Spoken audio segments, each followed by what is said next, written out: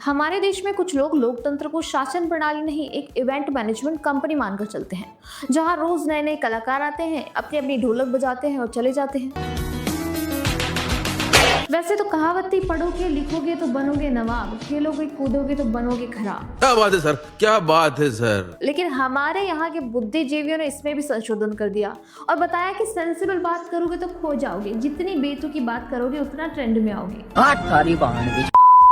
आइए आज लोकतंत्र की इस बहती गंगा में उठने वाले कुछ ऐसे बयानों की धुलाई करते हैं जिन्हें सुनकर तर्कशास्त्री भी अपने हाथ जोड़कर संन्यास लेकर हिमालय की तरफ निकल गया है।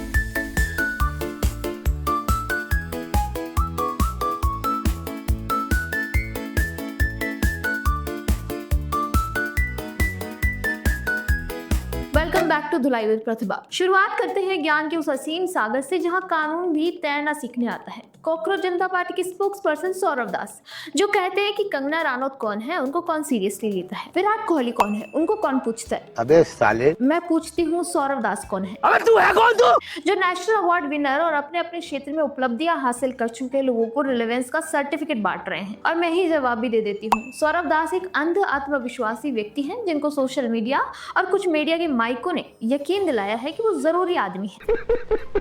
सौरभ दास ने इस हफ्ते एक और अंध आत्मविश्वासी वाली बात कही थी और वो थी कि कोर्ट का फैसला न मानने की। उन्होंने कहा कि अगर कोर्ट ही प्रोटेस्टर की गिरफ्तारी पर फैसला सुना रही है तो अब हम सरकार से नहीं सीधा कोर्ट से बात करेंगे। अच्छा, यानी सर्वोच्च न्यायालय अब एक और सलाहकार संस्था हो गई है जिनकी सलाह मानना या न मानना प्रदर्शनकारी नेताओं के मूड पर निर्भर करता है। अब चलते हैं लोकतंत्र के सबसे बड़े मंदिर यानी संसद भवन की ओर। कभी ये जगह गंभीर नीतियों और देश के भविष्य पर विमर्श के लिए जानी जाती थी, पर आजकल यहाँ नाटक मंडली के नए नए शो चल रहे हैं।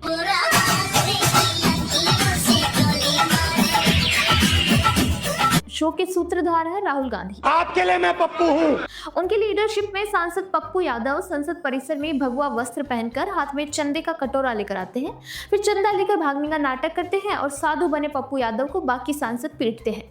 बिल्कुल वास्तविक जीवन से प्रेरित नाटक है। लगा ही नहीं कि ये लोग एक्टिंग कर रहे हैं। राहुल गांधी, अखिलेश यादव, पप्पू यादव, सबका इतिहास है साधुओं का मजाक बनाने का, कार सेवकों पर गोलियां चलाने का, गोरक्षकों पर गोलियां चलाने का, साधुओं को पीटने का या साधुओं का संसद में अपमान करने का। तो मुझे लगा कि अपने पुराने कारनामों को रिपीट करके दिखा रहे थे। और अब आते हैं हमारे दो मुख्य किरदारों पर, जिनमें एक तो राजनीति के रॉक स्टार है और दूसरी तरफ रॉक ही मान लीजिए। एक तरफ है हमारे प्रधानमंत्री मोदी जी, जिन्हें एल्गोरिदम की समझ हो गई है। वो देश के नौजवानों से सीधा संवाद करने के लिए इंस्टा पर वीडियोस बना रहे हैं। और दूसरी तरफ है युवा कहे जाने वाले विपक्ष के मुख्य नेता राहुल गांधी, जिन्हें माइक बंद करने से फुर्सत नहीं मिल रही। वो कहते हैं हम युवाओं की आवाज बनेंगे और फिर जाकर संसद में खुद ही माइक बंद कर देते हैं।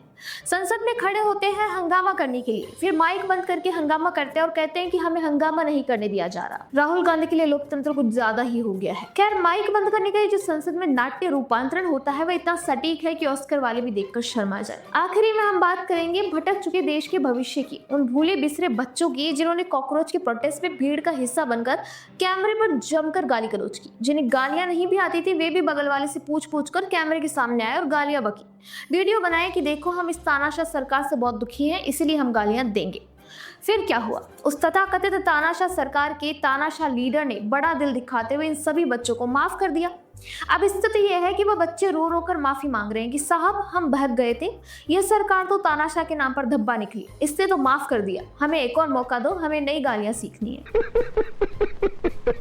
लेकिन इस सब में सबसे कमाल बात यह है कि मौके का सुअवसर में बदला है कॉकरोचों ने। जिन महानुभावों के बहकाव में आकर इन बच्चों ने पत्रकारों को पीटा, गोदी मीडिया कहा और सड़क पर गालियां दी, वे नेता आज उन्हीं पत्रकारों की गोदी में बैठकर मीडिया अटेंशन का मजा ले रहे हैं, जूस पी रहे हैं। कैसे कैसे लोग रहते हैं यार यहाँ पर। और जो बच्चे आज माफी मांग रहे हैं वो कल तक नेपाल बांग्लादेश बनाने निकले थे, पर तोप का गोला बनने से पहले अपनी बुद्धि का इस्तेमाल कर लेते तो ये सब नहीं होता। कहाँ क्रांतिकारी बनने निकले थे, पर ये तो प्यादे भी नहीं बन पाए। इससे ज्यादा रोल तो चाय में गिरी मक्खी का हो जाता है। क्या गुंडा बनेगा रे तू? तो कैमरा जीवी सौरभ दास से लेकर हिंदुओं के मुंह पर तमाचा मार रहे पप्पू यादव तक, विरोध अब बुद्धिजीवी नहीं बस अपमान करने का नया तरीका बन चुका है।